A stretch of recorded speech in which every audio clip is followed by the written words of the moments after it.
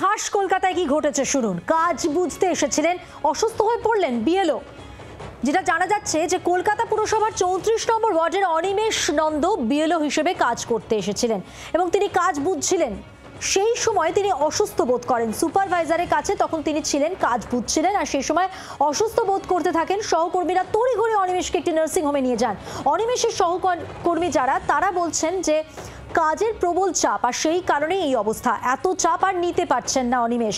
প্রসঙ্গত বিএলওদের কাজের চাপের অভিযোগ নতুন নয়। শনিবারই শিলিগুড়িতে এই নিয়ে বিক্ষোভ দেখান বিএলওরা, আর কলকাতার সিও অফিসে এই মর্মে অভিযোগও জমা পড়েছে।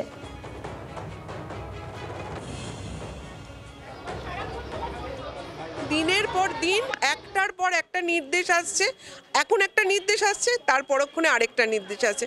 দুটো কন্ট্রাডিক্টরি নির্দেশ, কোনটা নেব বুঝতে পারছি না। তার উপরে এই সময়ের মধ্যে খুব অল্প সময়, আমি অত টেনশন হচ্ছে তো, ফলে আমি ওখানে প্রচণ্ড অসুস্থ হয়ে পড়েছিলাম। কলকাতা পৌরসভার 34 নম্বর ওয়ার্ডে বিএলও তিনি কিন্তু অসুস্থ হয়ে পড়েন কাজ চলাকালীন, অর্থাৎ এসআইয়ের কাজ তিনি করছিলেন এবং সেই কাজ চলাকালীনই তিনি অসুস্থ হয়ে পড়েন। তারপরেই তাকে এই কলকাতার একটি বেসরকারি নার্সিংহোমে নিয়ে আসা হয়।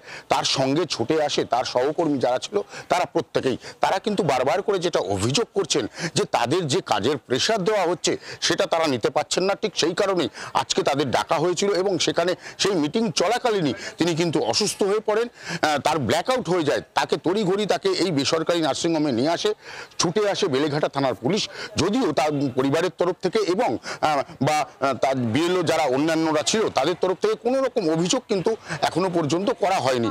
কিন্তু একদিন পর্যন্ত তাকে অবজারভেশনে রাখা হবে, অর্থাৎ এই হসপিটালে একদিন পর্যন্ত রাখা হবে। তার চিকিৎসা চলছে এবং তাকে এই দেখার পর, অর্থাৎ তার শারীরিক অবস্থা কেমন আছে সেটা দেখার পরেই তাকে ছাড়া হবে। ক্যামেরায় অরূপ অধিকারীর সঙ্গে বরুণ সেনগুপ্ত, জি 24 ঘন্টা।